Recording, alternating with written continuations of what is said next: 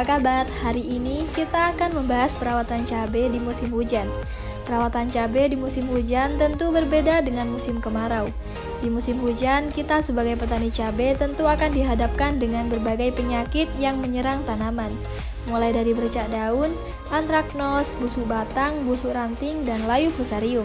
Semua penyakit tersebut tidak lain disebabkan oleh jamur patogen ataupun bakteri yang sangat merugikan dan bahkan bisa menurunkan produksi tanaman hingga 90%. Bahkan gagal panen. Dan menurut kita yang paling merugikan yaitu busuk batang dan layu fusarium.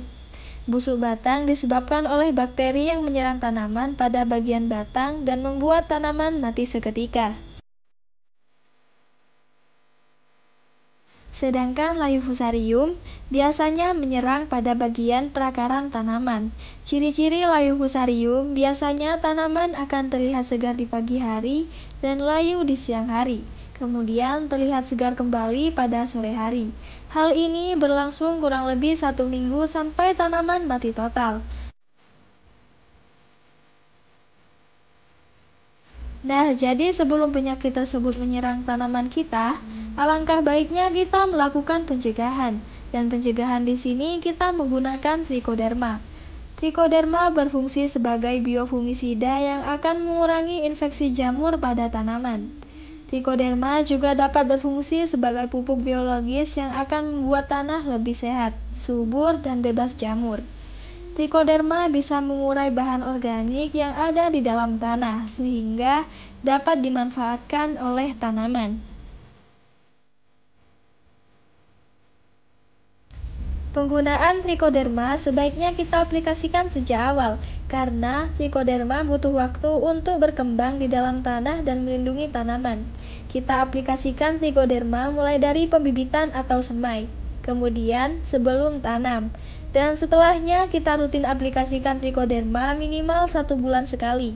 Aplikasi Trichoderma bisa kita lakukan di lubang tanam ataupun di lubang susulan. Untuk tanaman yang masih kecil, sebaiknya kita aplikasikan di lubang tanam. Dan dosis bisa kita gunakan 2-3 sendok per 20 liter air, atau satu kemasan 500 gram untuk 200 liter air. Semakin tinggi dosisnya, justru semakin bagus, karena tidak ada efek negatif untuk tanaman maupun tanah.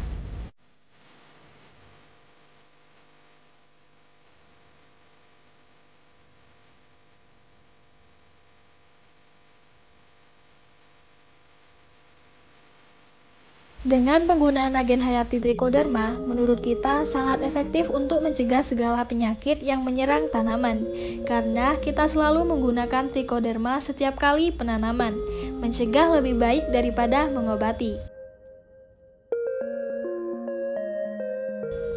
Oke teman-teman, jadi itu ya sharing dari kita hari ini. Apa yang kita bagikan tentu sesuai pengalaman kita pribadi dan sudah kita terapkan. Terima kasih yang sudah nyimak sampai akhir, semoga bermanfaat.